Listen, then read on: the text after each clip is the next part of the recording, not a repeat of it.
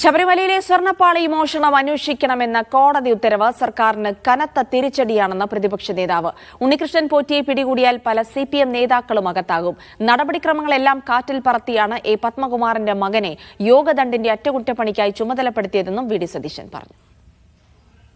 കേരളത്തിലെ പ്രതിപക്ഷം കഴിഞ്ഞ ഒരാഴ്ചയായി പറഞ്ഞുകൊണ്ടിരിക്കുന്ന കാര്യങ്ങൾക്കാണ് ബഹുമാനപ്പെട്ട കോടതി അടിവരയിട്ടിരിക്കുന്നത്. അത് ആശ്വാസകരമായ ഒരു വിധിയാണ്. യോഗദണ്ഡും രുദ്രാക്ഷമാലയും സ്വർണം ചേർക്കാൻ വേണ്ടിയിട്ട് കൊടുത്തിരുന്നത് ദേവസ്വം ബോർഡിൻ്റെ പ്രസിഡന്റിൻ്റെ മകന് തന്നെയാണ് കൊടുത്തിരിക്കുന്നത്. അപ്പം നമുക്ക് മനസ്സിലാക്കേണ്ടത് എന്ത് നടപടിക്രമമാണ് അവിടെ ഉള്ളത്. നിലവിലുള്ള പ്രൊസീജിയർ മുഴുവൻ, നടപടിക്രമങ്ങളെ മുഴുവൻ കാറ്റിൽ പറത്തിക്കൊണ്ടാണ് ഇതുവരെ ഇതെല്ലാം ചെയ്തുകൊണ്ടിരുന്നത്. അതാണ് വ്യക്തമാകുന്നത്. ഉണ്ണികൃഷ്ണൻ പോറ്റിയെ പിടിച്ച ഉണ്ണികൃഷ്ണൻ പോറ്റി മാത്രമല്ല, ഒരുപാട് CPM നേതാക്കളാത്തു, സംശയമൊന്നും വേണ്ട.